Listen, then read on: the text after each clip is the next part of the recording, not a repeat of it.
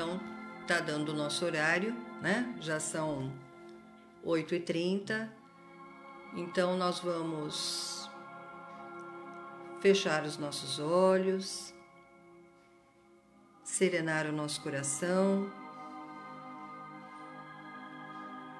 e pedir que Jesus, nosso Mestre, que Deus, nosso Pai, que a espiritualidade bendita que nos acompanha nesse trabalho de divulgação dos ensinamentos do Mestre Jesus, possam estar com cada um de nós nessa noite, para que possamos calar na nossa alma, no nosso espírito, na nossa consciência, as lições sobre o perdão, lições tão necessárias para que possamos seguir no nosso trabalho no bem, amparando e auxiliando os nossos irmãos e a nós mesmos principalmente. Que assim seja. Pode tirar o som. Pode tirar o som. Então vamos lá, vamos tirar o som, né? Então, boa noite a todos. Hoje nós vamos conversar um pouquinho sobre o perdão. Para aqueles, como nós estamos agora usando um recurso novo, né? Para driblarmos aí a nossa impossibilidade de estarmos na nossa casa e, na verdade, uma possibilidade de encontrarmos mais irmãos nossos, que são espíritas, que não são espíritas. Então, para aqueles que são espíritas, nós vamos falar um pouquinho sobre o capítulo 10 do Evangelho segundo o Espiritismo, né? Que é um capítulo muito bonito, que se vocês quiserem depois ler com mais atenção, a gente só tem a ganhar. E para os que não têm o Evangelho segundo o Espiritismo mais a Bíblia, está lá no Evangelho de Mateus, no capítulo 5 e os capítulos para frente, que é o Bem-aventurados os misericordiosos, tanto no Evangelho como a gente vai encontrar na Bíblia também, Bem-aventurados os misericordiosos, tá bom? Então vamos lá, né? O Evangelho nos traz trechos que falam sobre o alcance da misericórdia na nossa vida e na vida do outro. E o que é? E o que é essa misericórdia? Misericórdia é a compaixão despertada pela miséria alheia, o perdão, né? Isso é o significado de misericordioso. Aqueles que são misericordiosos também têm em si a doçura e são seres pacíficos. Mas seres pacíficos, Tânia, o que é o ser pacífico? É o ser passivo? É aquele que escuta tudo? É aquele que cala tudo? É aquele que não se coloca? Não. Quando nós nos referimos a um ser pacífico e ao perdão, nós podemos ter a certeza de que existe muito mais coragem em ser alguém pacífico nessa situação, né? Porque o ser pacífico, diante da agressão, diante da ofensa, ele consegue perceber naquele irmão o desequilíbrio, a insensatez, os sentimentos contrários a tudo aquilo que ele acredita. Então, naquele momento, ele não se ira para com aquele irmão. Ele se mantém tranquilo, ele se mantém certo de que a atitude dele está correta. Porque quando nós partimos para cima daquele que nos agrediu, que nos ofendeu, que nos magoou, que nos machucou, né, tirando satisfações, despejando sobre ele todo aquele sentimento de dor que ele realmente está nos causando naquele momento, nós nos igualamos àquele que nos ofende. Nós nos igualamos no sentimento distanciado do ensinamento do Cristo. Nós nos desviamos do nosso caminho. Nós nos encontramos à margem daquilo que Jesus nos ensinou. Porque nós devemos ter a certeza de que o nosso caminho está baseado numa verdade. E que verdade é esta? Nós vivemos uma fase em que muitas pessoas acham-se donas da verdade, criam verdades novas. Tem gente até falando em reescrever a Bíblia, né? Porque a Bíblia, na verdade, está ultrapassada. Como se nós já tivéssemos dado conta de colocar na nossa vida os ensinamentos que lá estão, as verdades que lá estão. Se nós já tivéssemos nos dado conta de refletir na nossa vida sobre cada um daqueles ensinamentos. Então, quando existe, para que não haja em nós a dúvida de que se o caminho que nós estamos adotando, a postura que nós estamos assumindo naquele momento, está correta ou não, se aquela verdade é nossa ou é do ensinamento, sigamos o ensinamento do Cristo. Sigamos as leis morais do Cristo. Quando nós falamos do Evangelho segundo o Espiritismo, ele nos traz o quê? A lei moral do Cristo. É isso que está lá. Nós não temos lá, né, o Novo Testamento. Nós podemos consultar, é óbvio, mas o que vai modificar as nossas ações segundo as orientações do Cristo? O seu ensinamento moral. E é isso que nós encontramos lá no Evangelho segundo o Espiritismo, que é também o que está na Bíblia no Novo Testamento. É a lei moral do Cristo, certo? Então, o ser que perdoa é um ser misericordioso, é um ser que consegue se colocar no lugar do outro, que consegue perceber a dor do outro, o sofrimento daquela pessoa. E ao invés de partir para o ataque, porque é uma coisa muito mais fácil da gente fazer, a gente para e observa. O Evangelho do Cristo, ele traz para nós que nós, na nossa pequenez de compreensão das coisas, conseguimos enxergar no olho do nosso irmão, no olho do nosso próximo, no olho daquelas pessoas, às vezes, que estão próximas, bem próximas, do nosso companheiro, da nossa companheira, dos nossos filhos, dos nossos irmãos, dos nossos pais, do nosso chefe, dos nossos colegas de trabalho. São as pessoas que convivem conosco mais de perto. Nós enxergamos com muito mais facilidade o cisquinho que tem lá no olho delas do que a trave que se encontra muitas vezes na frente dos nossos olhos. O que quer dizer isso? Que é muito mais fácil que a gente enxergue a deficiência, a falha do outro, aonde o outro descumpre a lei de Deus, aonde o outro está sendo desumano, desleal, aonde ele demonstra as suas fragilidades, mas não conseguimos olhar para nós e percebermos a nossa fragilidade. O Evangelho também nos deixa claro que a nossa maior tarefa, a nossa tarefa intransferível neste mundo, não é a correção do outro, não é a mudança do outro, é a nossa própria mudança.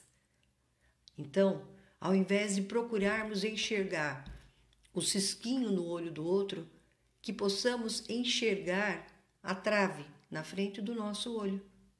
Que voltemos o nosso olhar para dentro de nós, para todas as vezes que nós deixamos de ser esse ser misericordioso, esse ser que se coloca no lugar do outro, que julga, né? Porque às vezes nós nem verbalizamos, mas como a nossa cabeça é mais difícil de ser controlada, a gente não diz, mas a gente pensa o tempo todo, né? E normalmente os nossos pensamentos não são tão misericordiosos assim para com aqueles que nos cercam.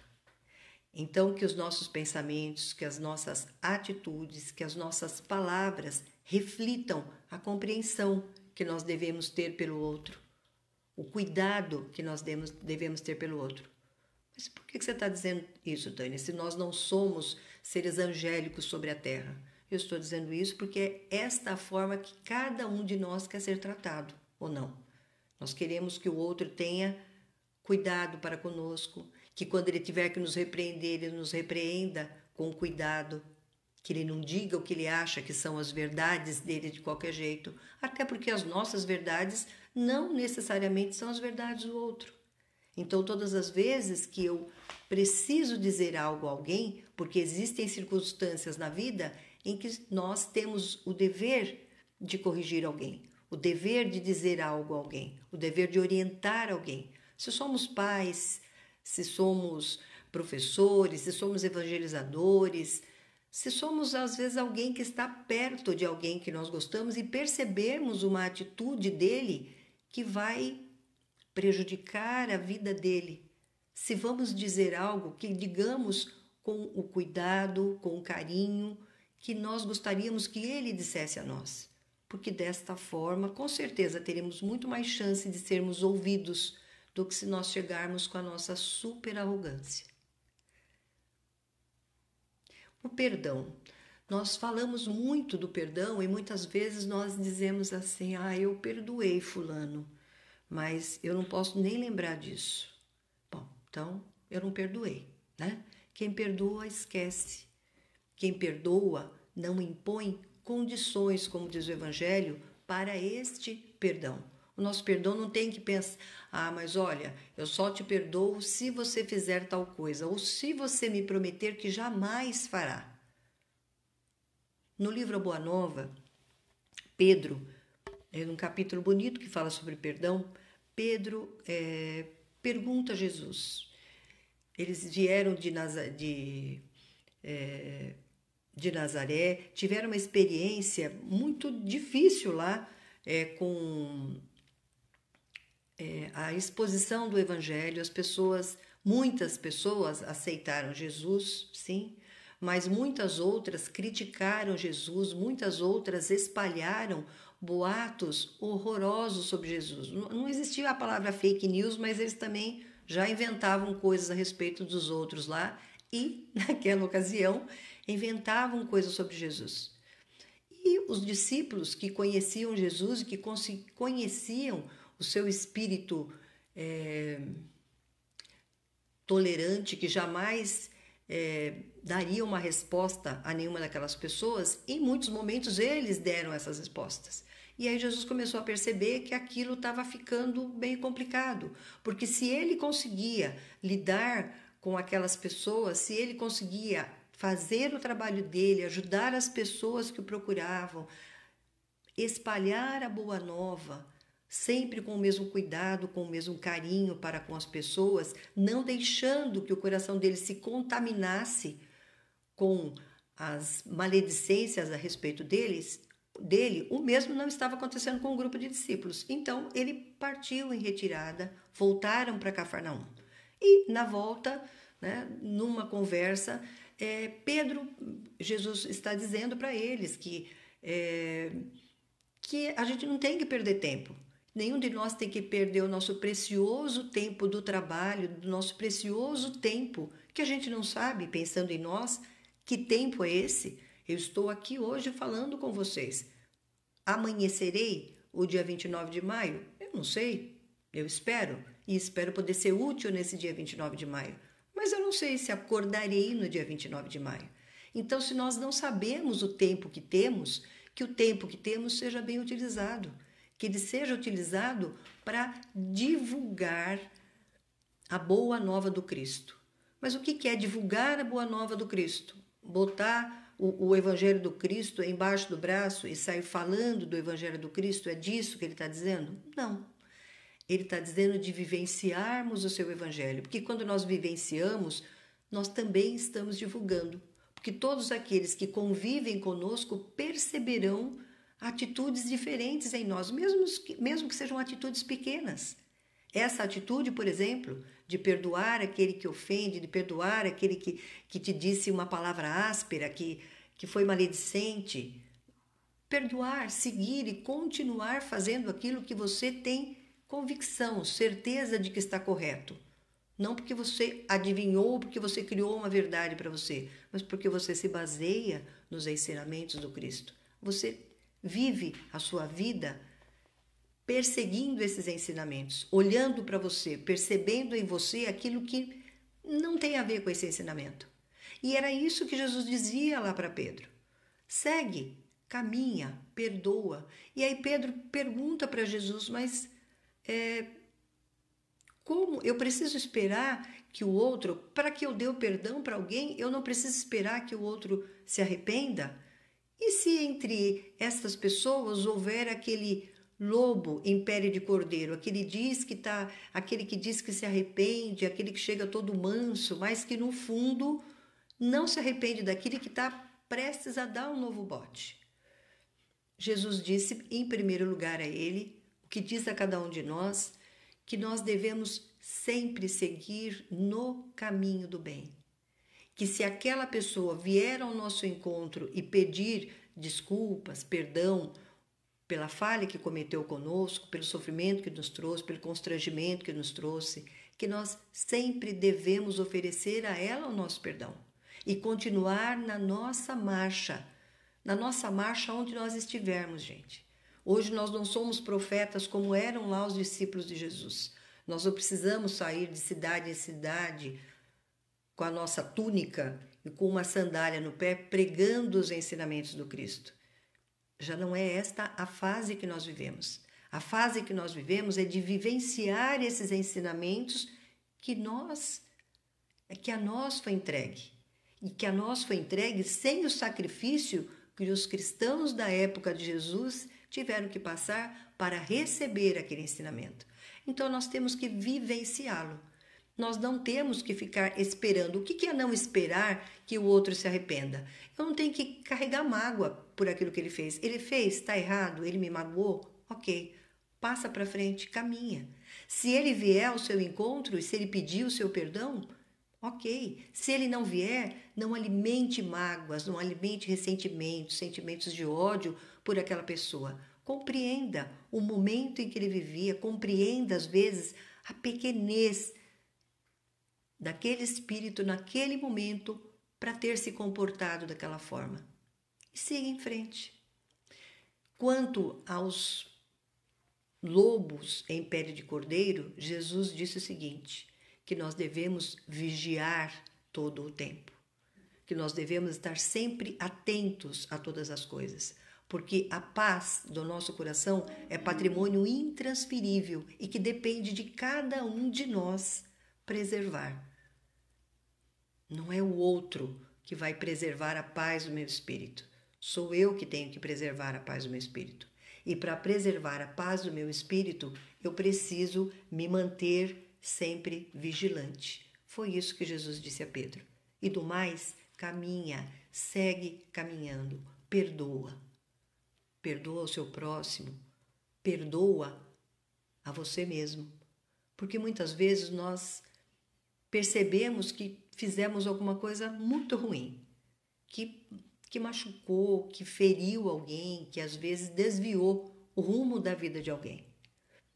E pelo medo da humilhação, que é o nosso orgulho falando mais alto em nós não vamos até essa pessoa, nós não nos desculpamos com essa pessoa, nós não procuramos o caminho da correção dessa falha que tivemos para com ele. Então nós também não nos perdoamos.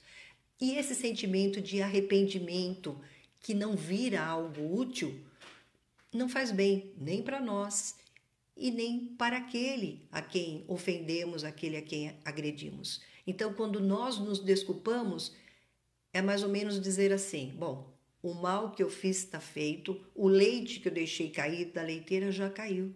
O que eu fiz está feito, não dá para voltar atrás. A palavra que eu disse, se ela ofendeu, se ela magoou, ela está dita. O máximo que eu posso fazer agora é assumir que eu reconheço a insanidade daquele momento, a insanidade daquela minha atitude e procurar o outro. Porque às vezes o fato de eu procurar essa pessoa vai trazer para ele o alívio ao coração dele que está faltando para que ele também siga e possa caminhar na estrada da vida dele. Jesus nos alerta de algo muito importante. Ele diz o seguinte, que nós nos reconciliemos com aqueles a quem nós magoamos, com aqueles a quem nós ofendemos, enquanto estamos a caminho com eles.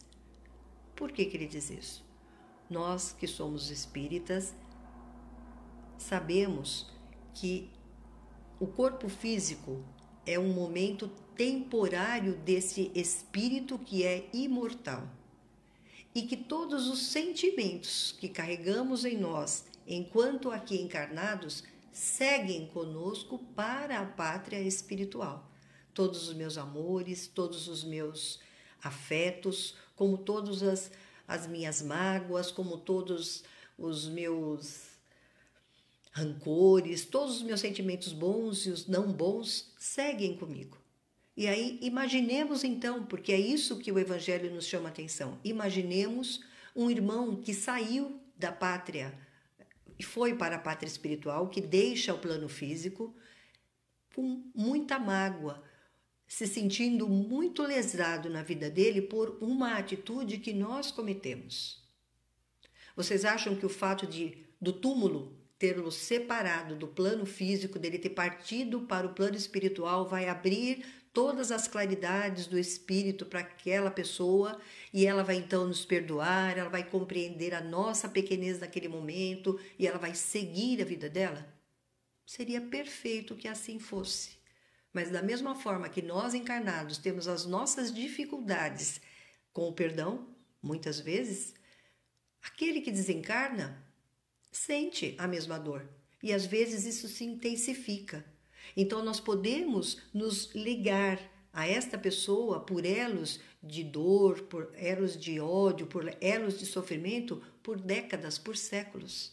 Porque, como diz o Evangelho, nós só sairemos de lá depois que for pago, ceitil por ceitil. O que quer dizer isso? Que eu só conseguirei me libertar daquele meu algoz que pode muitas vezes me subjugar, me obsediar nesta vida ainda ou em vidas futuras, porque os espíritos se reconhecem por conta de algo que eu cometi aqui, nessa existência, e que por orgulho, por medo de ser humilhado, eu não fui até o meu irmão, eu não pedi perdão a ele. Eu não fiz um caminho de reparação, porque isso também é importante, não é? Quando nós reconhecemos que algo que nós fizemos, uma atitude nossa, e não precisa ser ter roubado alguém, ter matado alguém, não. Às vezes uma palavra que ofende, uma palavra que humilha, uma palavra que deixa o outro com um sentimento de inferioridade.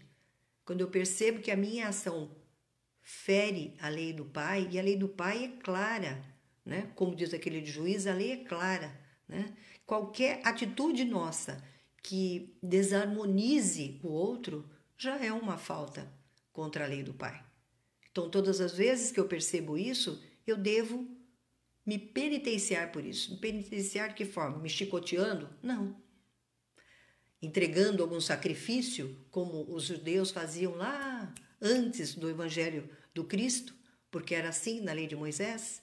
Não. O cristão, ele desenvolveu, ele cresceu espiritualmente. E hoje, o sacrifício que Deus pede a cada um de nós é o sacrifício do nosso ressentimento. É o sacrifício do nosso espírito que, reconhecendo aquilo, vai lá e pede desculpas. Vai lá e refaz. Vai lá e tenta acertar aquilo que ele errou. E aí sim, com o coração dele limpo, ele pode pedir a Deus perdão pelas próprias falhas. Porque quem somos nós, não é verdade? Que tanto erramos todos os dias. Todos os dias precisamos da misericórdia de Deus para conosco. Como então podemos achar que porque o meu irmão cometeu uma falta que eu acho que eu jamais cometeria, eu não vou perdoá-lo por aquilo? Pode ser que eu realmente já tenha andado um pouquinho mais que ele e que, portanto, eu não cometa aquela falha que ele cometeu, o que não quer dizer que eu não cometerei muitas outras. E que para todas essas eu precisarei do perdão, do abraço afetuoso daquele que anda ombro a ombro comigo, da compreensão daquele que anda ombro a ombro comigo, até para que eu me sinta fortalecida para continuar.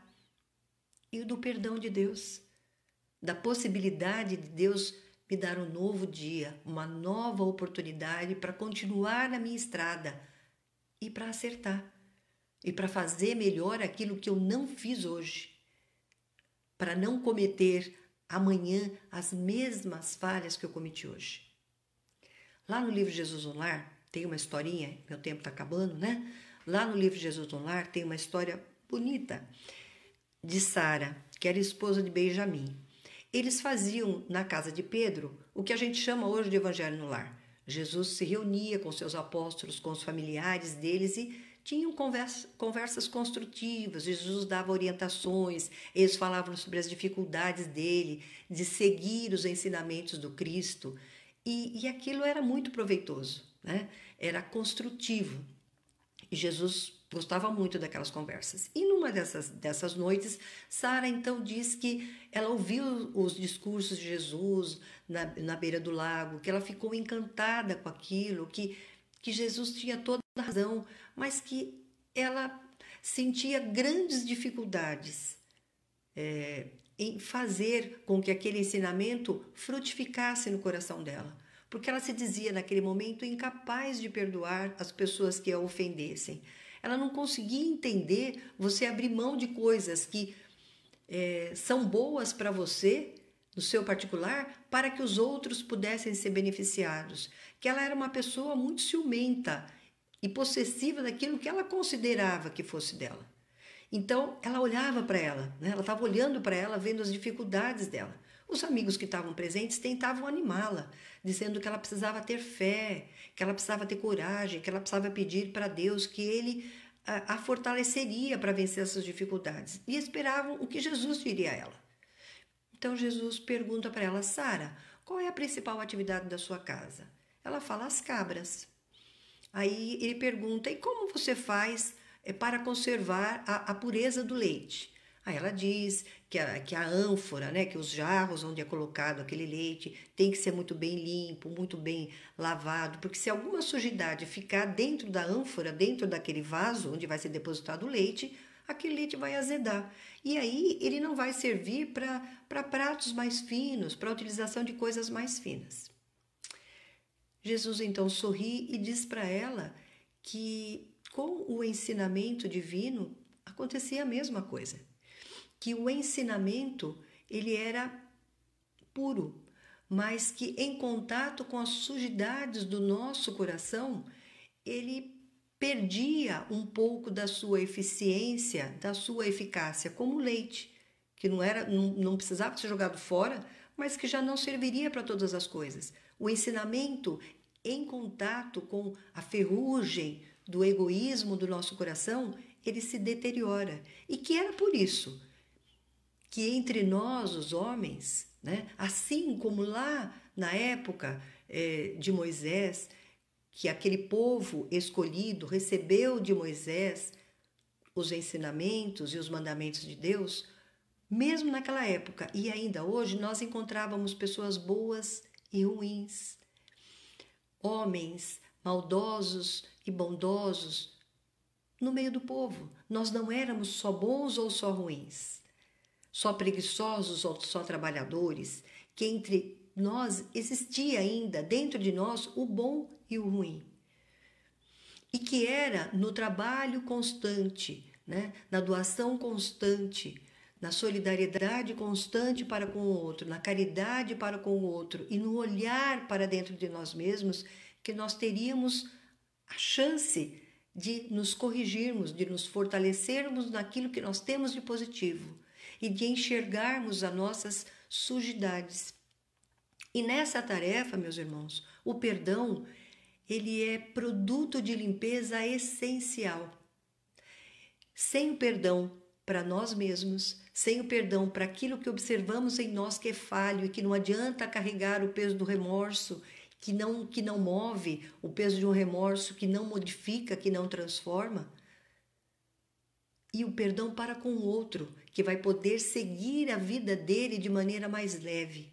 O perdão para com aquele outro que a partir daquele momento, assim como Jesus disse àquela adúltera, que foi perdoada por ele quando nenhum dos outros a apedrejou, porque percebeu que também tinham falhas, o que Jesus disse a ela? Vá e não peques mais. Assim, quando nós entregamos o nosso perdão a alguém, nós estamos dando a ele também a responsabilidade de não cometer mais os mesmos erros, de poder seguir a vida dele dali para frente com paz, a paz que disse Jesus que é construção individual e que nós devemos construir e manter, que é a nossa responsabilidade manter no nosso interior, né? E a certeza de que agora ele está de consciência limpa e que ele pode entregar a sua oferta a Deus no altar que é o nosso coração. No altar que não é o altar de cimento, mas é o altar do nosso coração. É aqui que estão as nossas ofertas melhores e que Deus recebe com os braços abertos. Então não nos esqueçamos que nas dificuldades da vida, e todos nós temos, porque nenhum de nós é anjos caídos sobre a terra, temos as nossas qualidades, temos as nossas já conquistas espirituais e muitas outras ainda a conquistar. Então não nos esqueçamos que o perdão para com o outro e para conosco mesmo é o que nos pede a oração do Pai Nosso que Jesus nos ensinou. Um beijo bem grande no coração de vocês.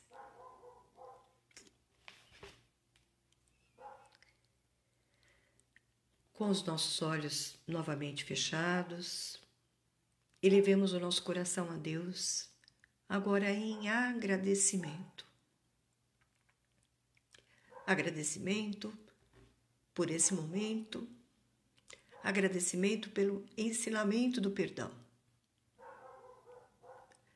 Que ele possa, de fato, fazer parte do nosso dia a dia, fazer parte da nossa história, para que sejamos seres mais livres de pesos desnecessários, para que não percamos tempo naquilo que de fato é importante, o trabalho na melhoria de nós mesmos, porque um mundo melhor que cada um de nós deseja ardentemente só será construído se construirmos esse mundo melhor em nós e possamos dessa forma ser exemplo, luz na vida daqueles que encontram mais dificuldades em construir essa paz, esse reino de Deus em seus corações.